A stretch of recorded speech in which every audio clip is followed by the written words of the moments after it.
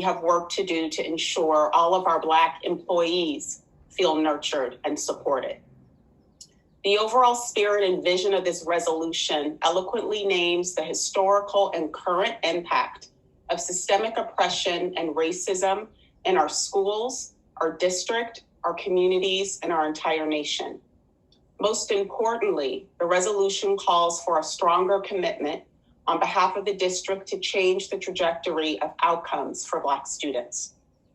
This evening, I want to be clear that our district must commit and will commit to dismantle anti-Black and Brown policies and practices and invest explicit and targeted resources to support Black and Brown excellence. Some specific examples of some of the district's current efforts are the passing of the George Floyd resolution, which is divesting resources from the district's police force and reinvesting those resources to reimagine school culture across all of our schools.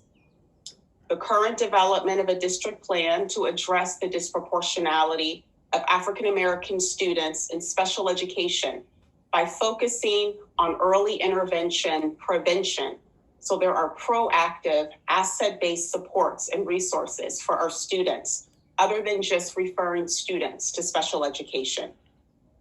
The current development of proposals to deepen investments in credit recovery and mental health, and more to come from the one-time funds that we know we were going to receive over the next 2 years.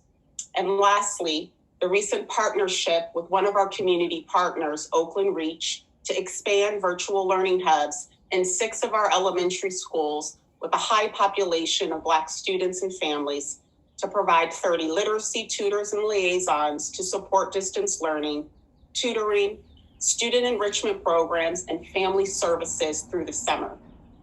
The grant we've been able to secure in partnership will allow us to collectively serve 700 African American students and families with an intentional focus on improving early literacy for Black students. While we have already embarked on this arduous journey, unequivocally, OUSD has much more to do.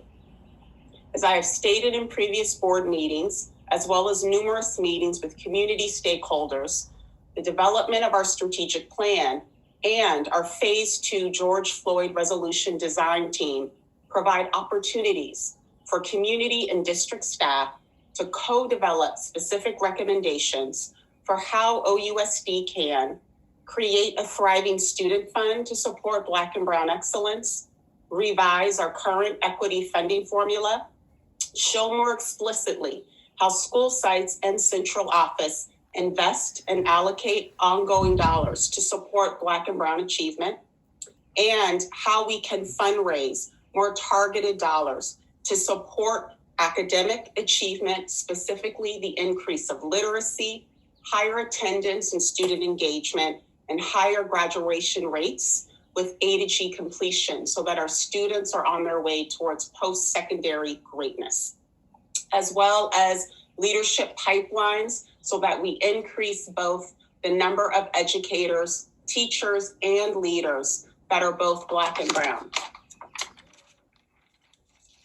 Finally, while I support the spirit, the vision, and many of the proposals within this resolution, I do want to make it clear that as the superintendent, I cannot support language that prevents the district from making difficult decisions to ensure financial solvency. While we must absolutely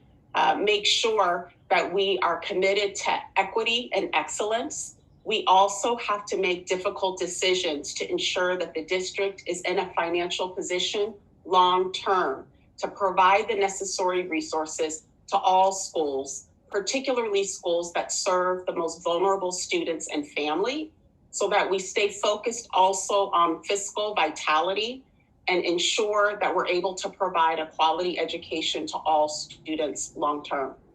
So again, I thank you all for listening to my thoughts. And again, I stand ready and committed to ensure that we are focused intently and intentionally on Black excellence for our students and families. Thank you.